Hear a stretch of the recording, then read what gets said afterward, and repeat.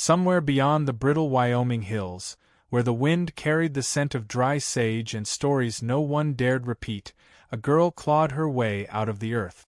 The sun was just beginning to climb, bleeding amber across the gray of morning, when she rose, hands bloodied, hair tangled with grave dirt, and eyes wide with something deeper than fear, something like defiance.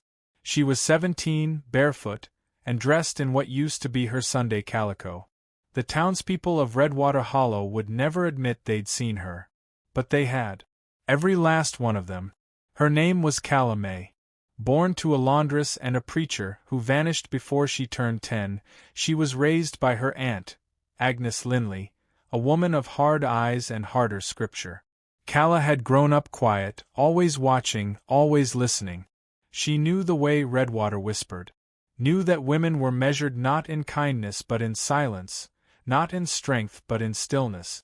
Her mother had once told her, "Don't ever give them more reason to notice you." But even obedience couldn't protect a girl from men who drank too much and thought too little. It was the fall of her 16th year when the worst came. A ranch hand named Everett Doyle, older, always smirking, hands that lingered too long, cornered her behind the chapel. The bruises bloomed like violets along her arms. She walked home with blood down her thigh. When she told Agnes, the woman went pale, not with concern but with calculation. The next day, the town elders gathered, and Calla was called tarnished, ruined, and wicked. They spoke of sin and consequence, of cleansing shame. They buried her the following morning. It wasn't deep, not even 2 feet down. Just enough to cover her, to shut her away like a mistake that had never happened. Her breath came shallow under the soil, heart punching at her chest, lungs straining. But she didn't die. She dug. Fingers raw, dirt grinding beneath her nails, the cold soil pressing her down like centuries of judgment. She clawed up toward the light, alone. She ran. Stumbled into the forest, legs weak, mouth parched, the sound of birds startling her like gunshots.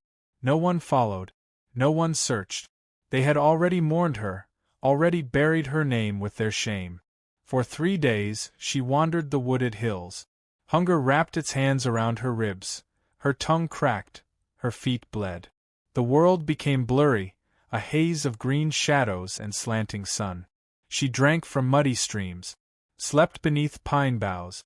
Her dreams were filled with voices, the same townspeople hissing her name like a curse. "Calla May," they said, "you were always bound for dirt." It was on the 4th night, as cold fog rolled in and her body trembled against a dying fire she'd managed to spark with trembling hands, that she heard the crunch of boots. She blinked up, heart freezing. A man stood over her, silhouetted against the stars, a bough slung across his back and long dark hair tied in a leather cord. At his side was a gray-furred dog, lean and watchful. The man crouched slowly, one hand extended but not touching. "You breathing?" he asked, voice low, gravel rough. She didn't answer, only nodded, barely. He studied her, mud-caked, torn, skeletal. Then, without another word, he lifted her into his arms, gently, as though she might fall apart in his grasp. The dog circled them once before trotting ahead. His name was Tahlequah Stone. People in Redwater only spoke of him in passing, if at all. A Cherokee hunter who'd settled deep in the woods after his wife died. He came into town maybe twice a year for flour, bullets, and cloth. He never lingered. Some said he spoke to spirit. Others said he simply preferred trees to people. Calla didn't know what to believe. Only that he didn't ask questions, didn't offer pity. And that was more mercy than she'd ever known. His cabin stood beside a cold creek, surrounded by tall pines that sighed with wind. He carried her inside and laid her on a bed covered in buffalo hide. A small fire burned in the stone hearth. The warmth was enough to make her sob. He fed her broth the first 2 days. She didn't speak. He didn't press her. He simply moved through the space like he belonged to the silence, like the silence was enough. Each day she watched him. The way he handled his tools. The way he knelt outside every morning with his hand pressed to the dirt, whispering something in his native tongue. She saw how he treated the dog, how he paused when passing her bed, never too close, never too far.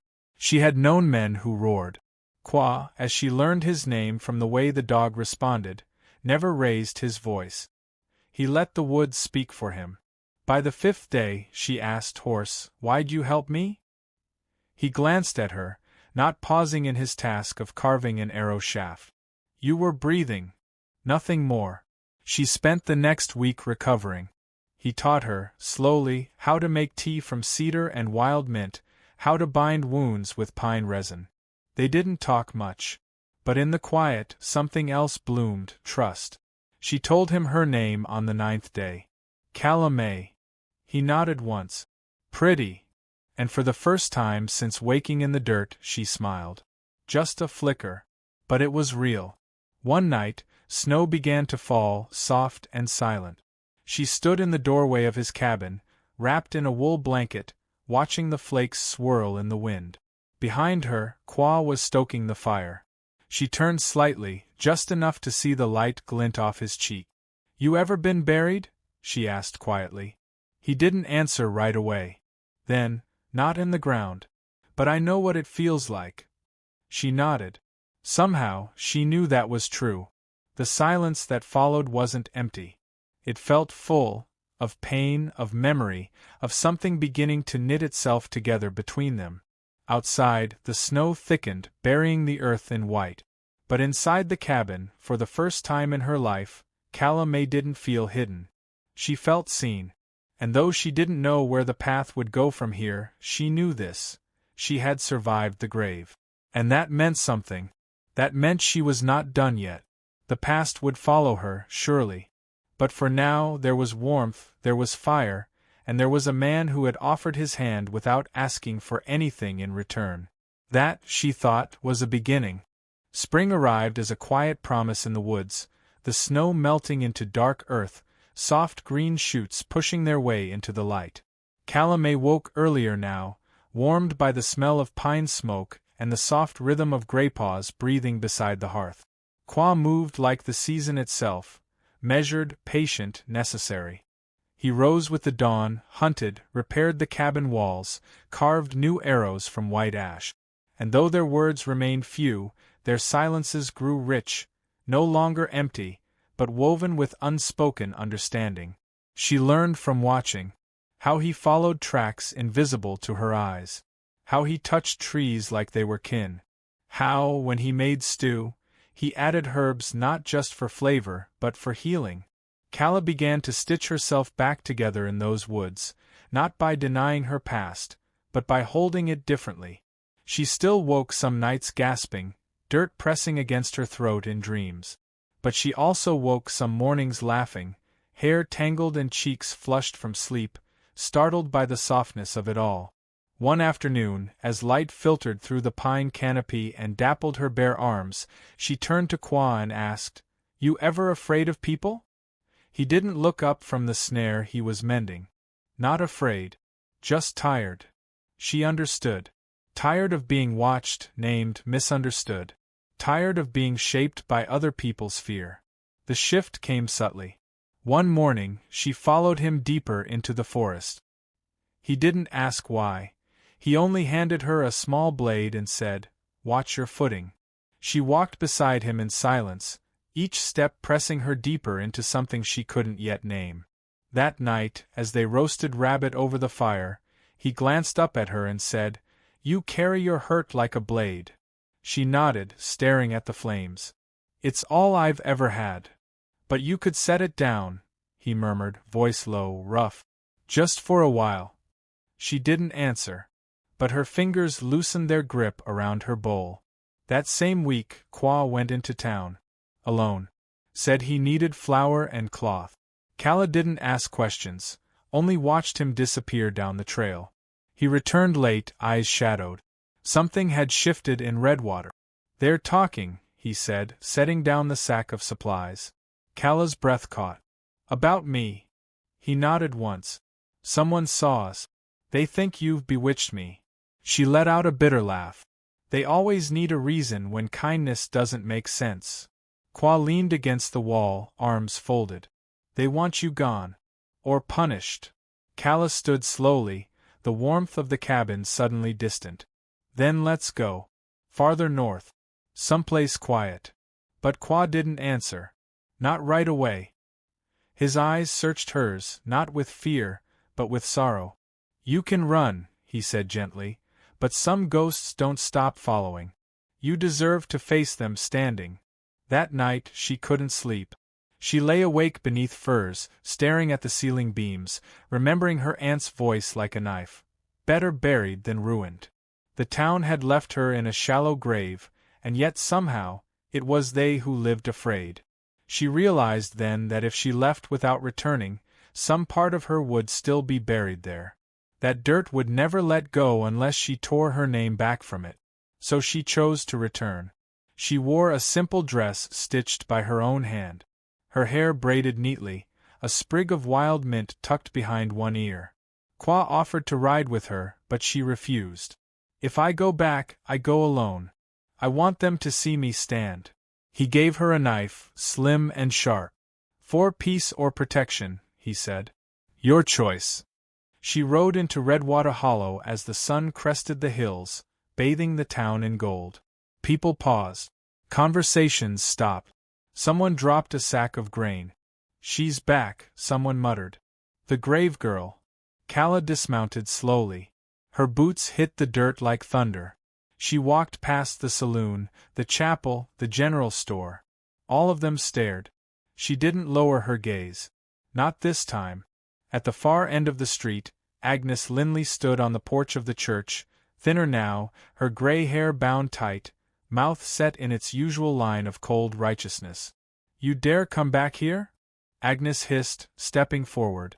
You disgrace. Calla stopped only feet away, voice steady. You buried a child and called it salvation. Agnes blinked, then narrowed her eyes. You should have stayed in the ground. I did, Calla said softly. And it changed me. The townsfolk gathered, whispers rippling through them like wind in wheat. The sheriff pushed forward, hand resting on the butt of his gun. You're not welcome, he said flatly. You know that. I'm not here to stay, she replied. Just to speak.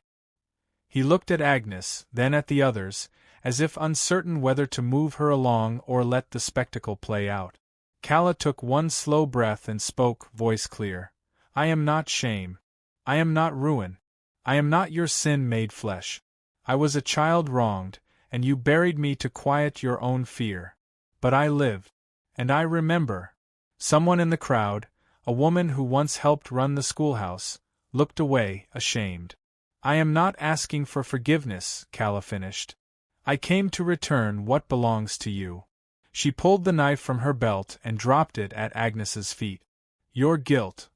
Then she turned and walked away. She didn't run. She didn't flinch.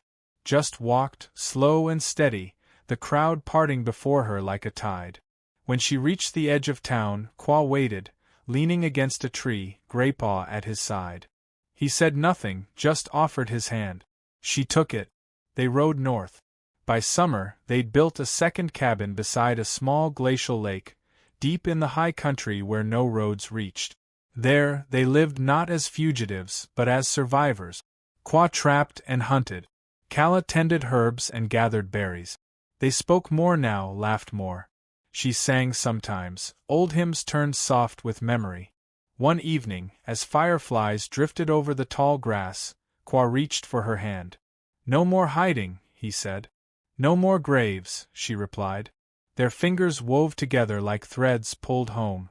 And though the world beyond their valley continued, filling with noise, with names, with judgment, it never touched them again. Not the way it had. Calla May had been buried. She had been broken. But she had stood. She had spoken. And in doing so, she had become something stronger than shame. Something like peace. Something like her own.